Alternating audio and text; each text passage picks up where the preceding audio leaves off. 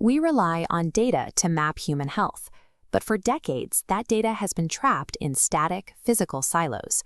To treat patients effectively, healthcare requires a shift from passive archiving to a dynamic digital ecosystem. Before the 1960s, a patient's medical history was a chronological stack of notes. In 1968, Dr. Lawrence Weed introduced the problem-oriented medical record, reorganizing clinical data around specific diagnoses rather than just the date of a visit.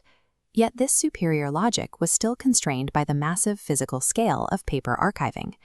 The solution required early mainframes. In the 1970s, systems like the Regenstrief Medical Record System began capturing and storing patient data electronically, moving beyond basic billing functions to actual clinical tracking. An electronic medical record, or EMR, digitizes a patient's chart within a single facility, but patients move between specialists, hospitals, and pharmacies. Tracking them across those boundaries requires a computer-based patient record, a system designed for broader interoperability.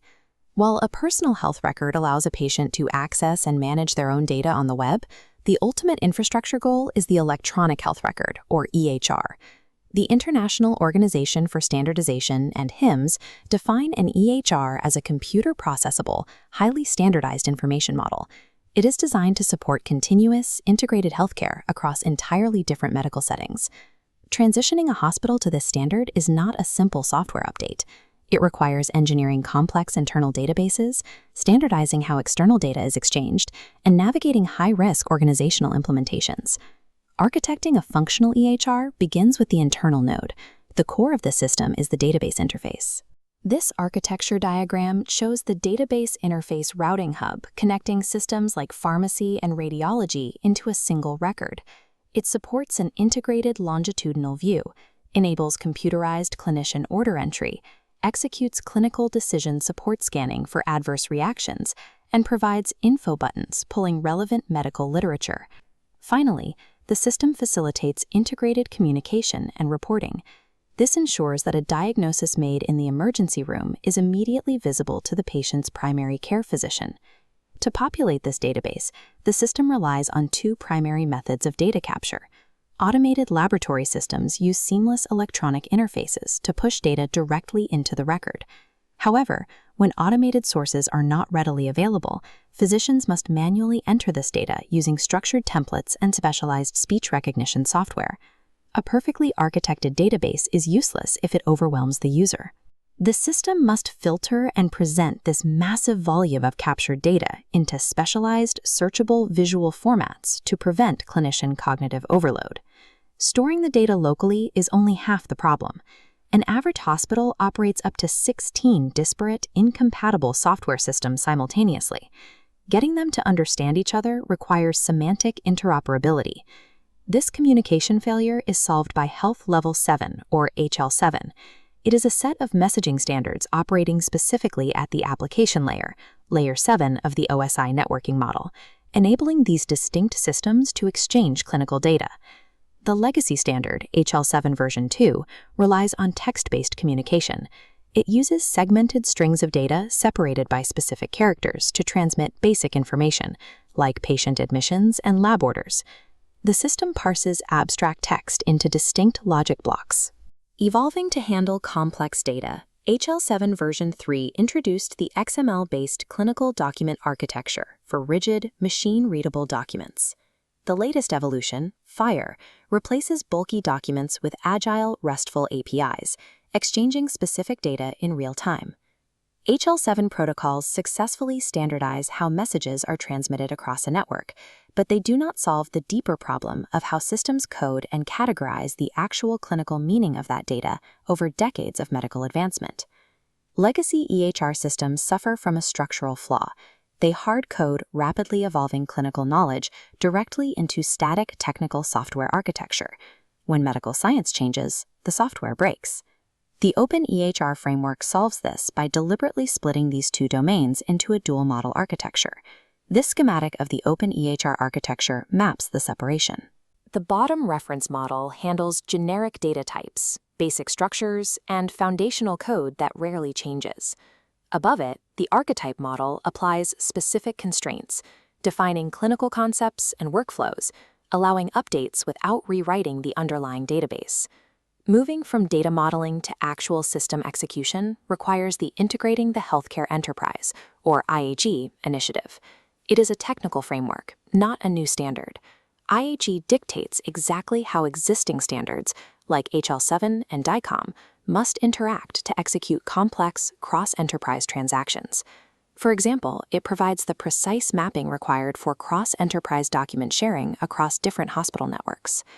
Dual model architectures like OpenEHR and implementation frameworks like IHE provide the invisible logical scaffolding.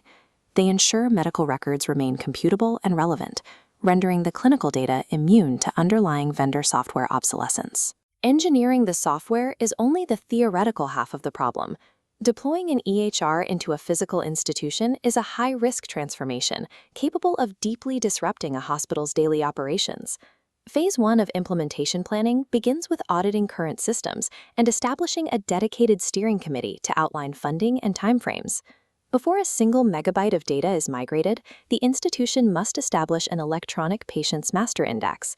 Without this foundational directory, the new system cannot accurately link incoming data to the correct individuals. The committee must decide on a cutover strategy. They weigh the high technical burden of a parallel, full implementation against the fragmented friction of a unit-by-unit, phased implementation. Administrators must also address legacy data.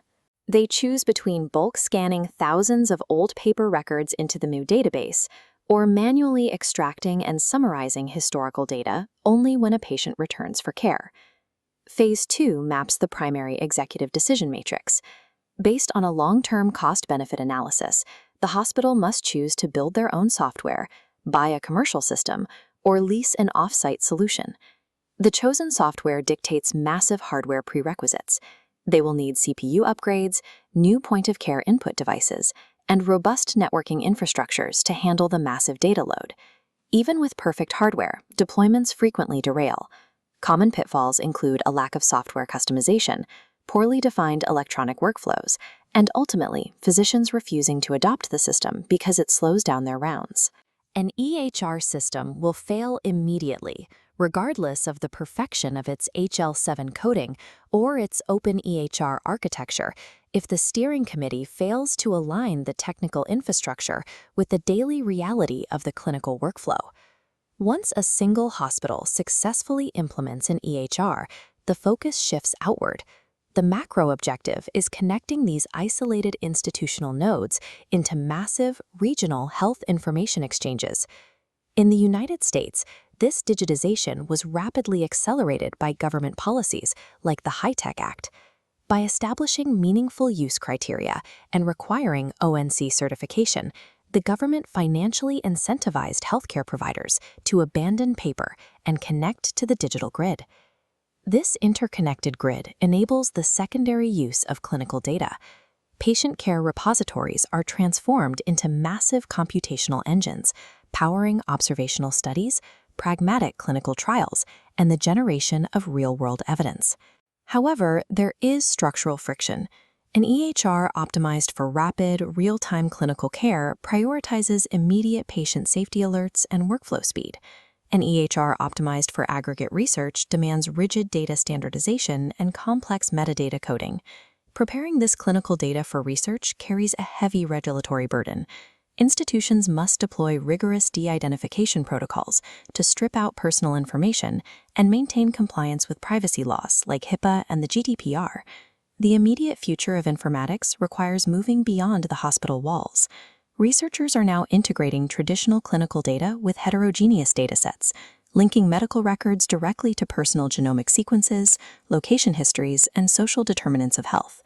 The EHR's architectural legacy replaces the yellow paper file with an interoperable data mesh, a system capable of processing the total sum of human health variables through advanced predictive analytics.